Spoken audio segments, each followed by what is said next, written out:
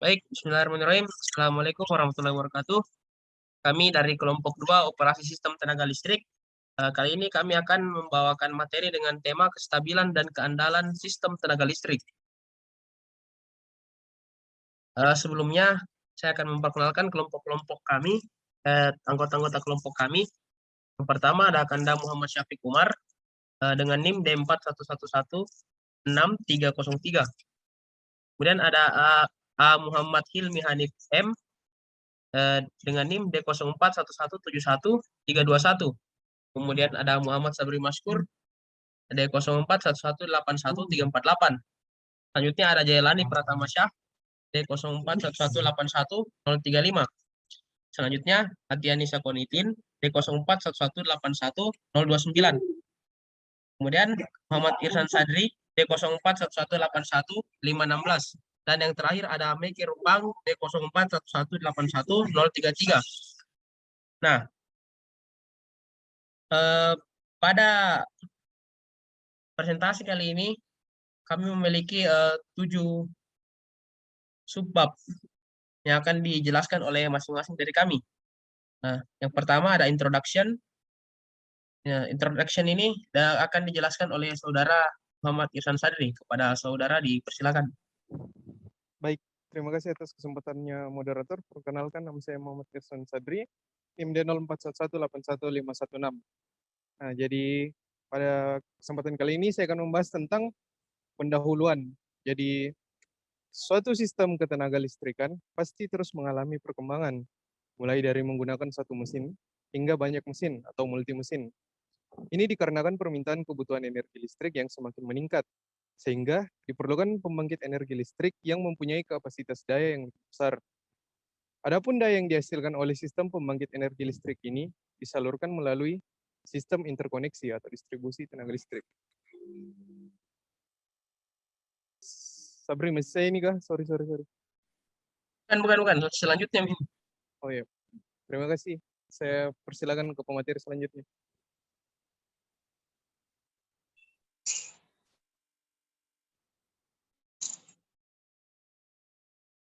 Ya, terima kasih atas kesempatannya. Selanjutnya saya akan melanjutkan pada materi sistem tenaga listrik. Nah, sistem tenaga listrik adalah rangkaian instalasi tenaga listrik dan pembangkitan. Dari pembangkitan, kemudian ke transmisi dan distribusi. Nah, yang dioperasikan secara serentak dalam rangka penyediaan tenaga listrik. Komponen dasar yang membentuk tenaga listrik adalah generator, transformator, saluran transmisi, dan beban. Dalam menganalisis sistem tenaga itu diperlukan diagram yang dapat mewakili setiap komponen sistem tenaga listrik. Nah, diagram yang selalu digunakan adalah diagram satu garis dan diagram impedansi atau diagram reaktansi. Nah, gambar di atas itu adalah diagram satu garis. Nah, stabilitas tegangan adalah kemampuan dari suatu sistem tenaga listrik untuk mempertahankan besar tegangan yang memadai sehingga ketika sistem beban nominal meningkat, nah, daya aktual yang ditransfer ke beban dia juga akan meningkat. Mungkin itu saja yang selanjutnya. Persilakan Kanda Syafiq.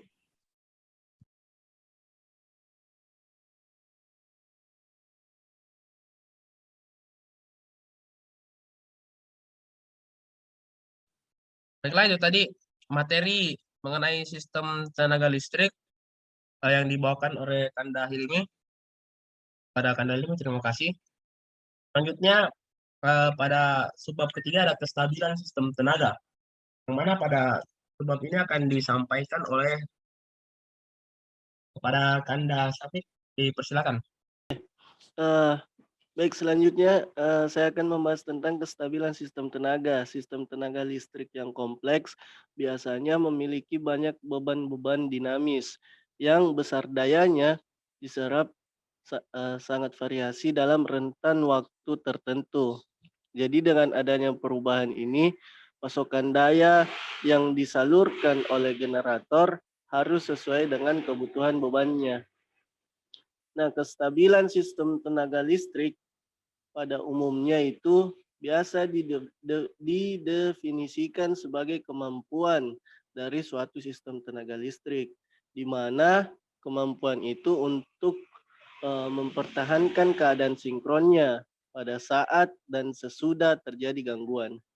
Mungkin itu saja yang bisa saya sampaikan. Saya kembalikan ke moderator. Ya, terima kasih banyak Anda Muhammad Syafiq Umar atas penyampaian materinya mengenai kestabilan sistem tenaga. Selanjutnya ada jenis-jenis kestabilan dari sistem tenaga listrik, yang mana pada part ini akan dibawakan oleh Saudara Jailani. Pada Saudara Jailani dipersilakan.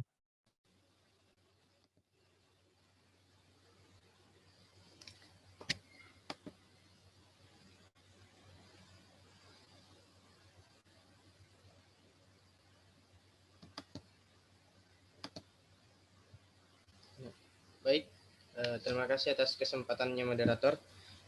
Di sini untuk klasifikasi kestabilan itu sendiri ada 3.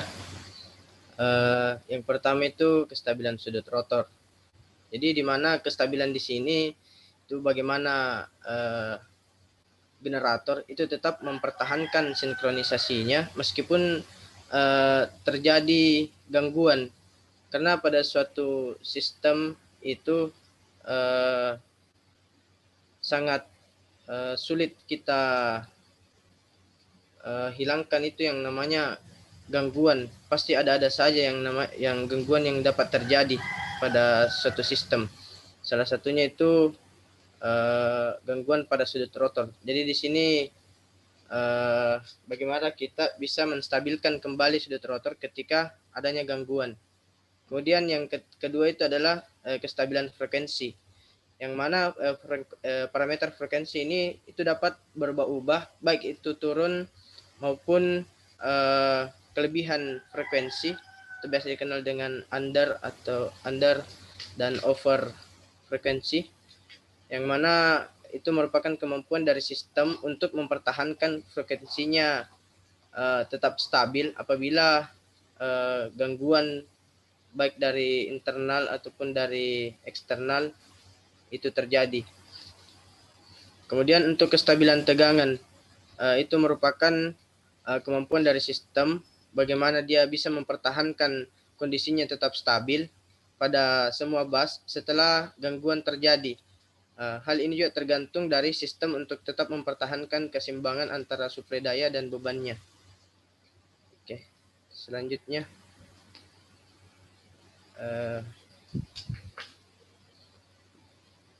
Kemudian jenis-jenis kestabilan di sini berdasarkan dapat kita lihat ada kestabilan keadaan tetap, ada kestabilan dinamis, dan kestabilan transien. Kestabilan keadaan tetap ini itu adalah suatu kemampuan bagaimana suatu sistem tenaga listrik itu untuk menerima gangguan kecil yang bersifat gradual yang terjadi sekitar titik keseimbangan pada kondisi tetap. Ketidakstabilan itu bisa berasal dari kondisi di setiap komponen sistem tenaga seperti pada generator. Generator merupakan sebuah komponen pembangkit tenaga listrik yang digunakan untuk memberikan kecukupan daya reaktif kepada konsumen agar dapat menjaga sistem tenaga pada kondisi stabil. Untuk variasi tegangannya itu, tegangan pelayanan maksimum plus 5% hingga minimum minus 5% terhadap tegangan nominal. Jadi toleransinya itu plus minus 5%. Kemudian saluran transmisi. Pada saluran transmisi itu menjadi penyebab lain dalam stabilitas tegangan karena saluran transmisi membatasi daya maksimum yang akan dikirim. Kemudian yang terakhir itu beban. Jadi beban terdiri dari beban dinamis dan beban statis.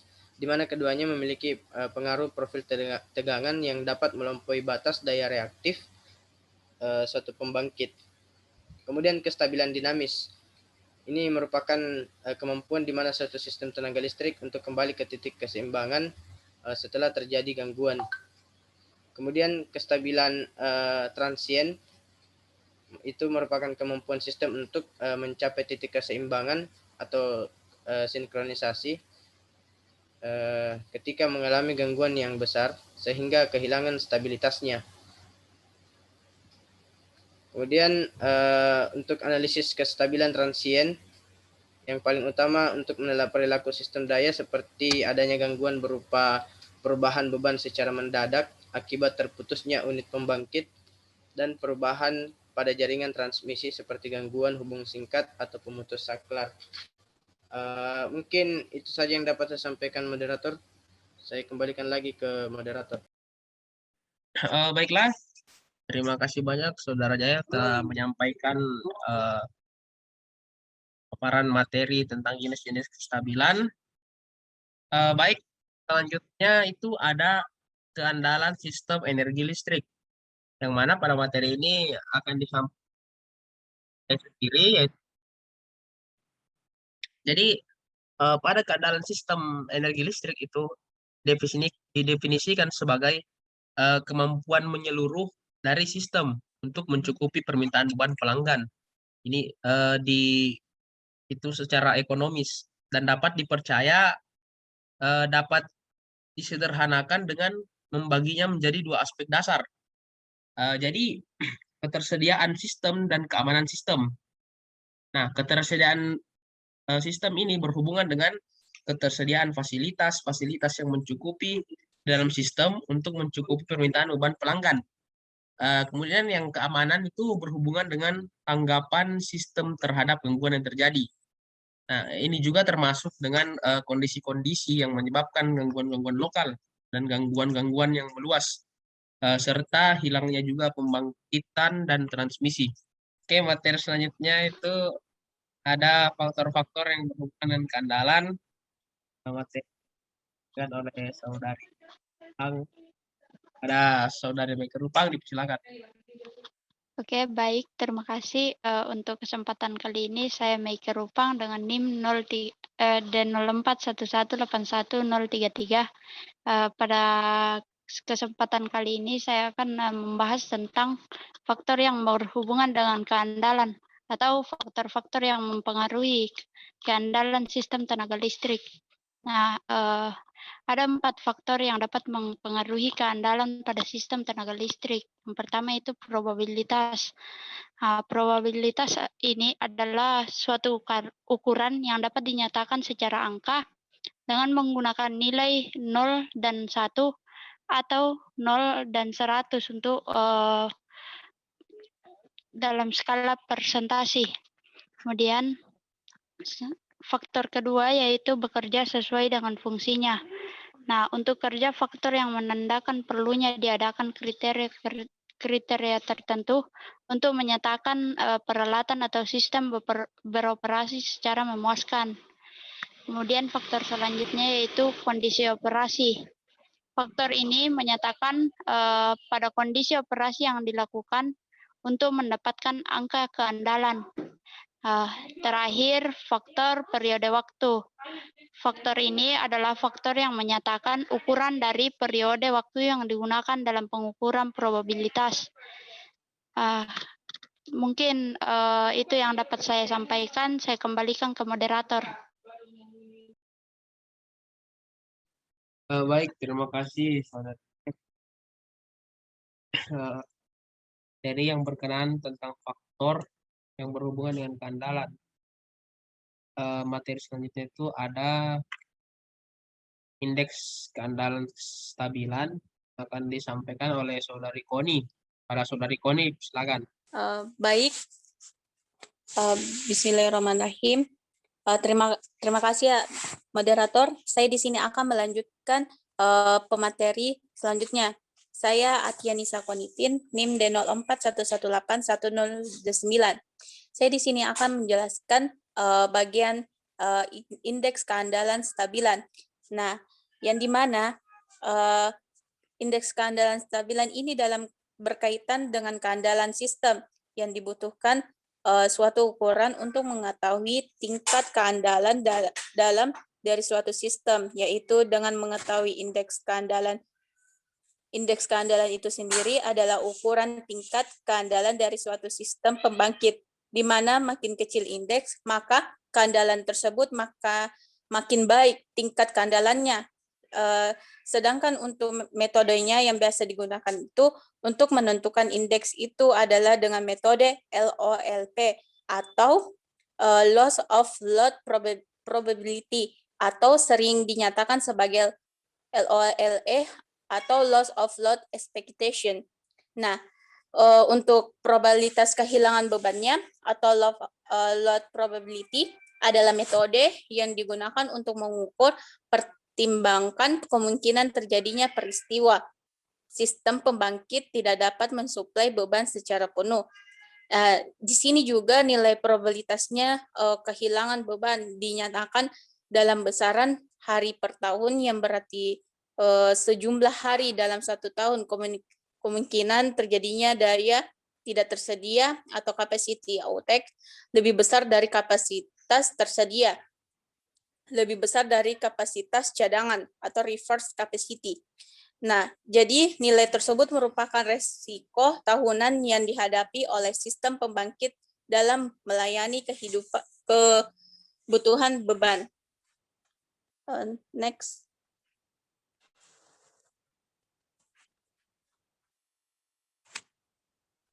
Next model. Lanjutannya itu indeks keandalan stabilan, yang dimana besarnya nilai LOLP pada suatu sistem secara kualitatif pembangkitan dapat dicari dengan cara rumus yang terdapat di dalam slide, yang dimana P merupakan menggambarkan probabilitas sistem dapat menyediakan daya, dan untuk T-nya itu menggambarkan lamanya garis tersedianya daya. Untuk menentukan besarnya nilai LOLP dari suatu sistem, harus mempertimbangkan bagaimana besarnya peran dalam penyediaan tenaga listrik pada sistem tersebut, atau dengan kata lain, berapa besar kerugian yang dialami pemakaian energi listrik atau konsumen. Nah, apabila terjadi interupsi atau gangguan penyediaan pasokan energi listrik, loss of load expectation itu atau LOLE merupakan jumlah hari dalam sebuah periode di mana bebannya itu beban puncak harian melebihi kapasitas pembangkitan yang tersedia, serta dapat dihitung dengan menurunkannya dari beban puncak harian dihubungkan dengan tabel.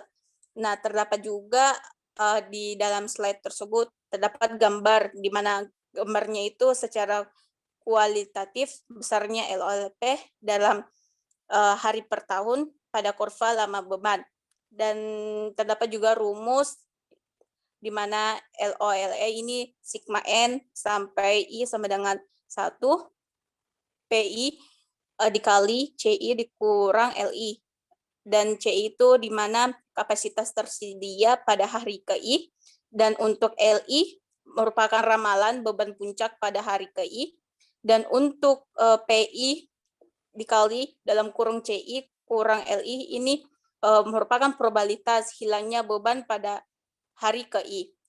Itu saja yang dapat saya sampaikan. Terima kasih. Saya kembalikan kepada moderator.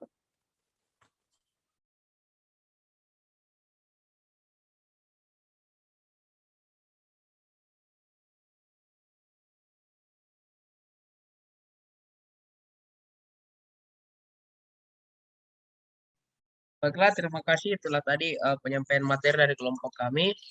Lebihnya mohon dimaafkan. Assalamualaikum warahmatullahi wabarakatuh.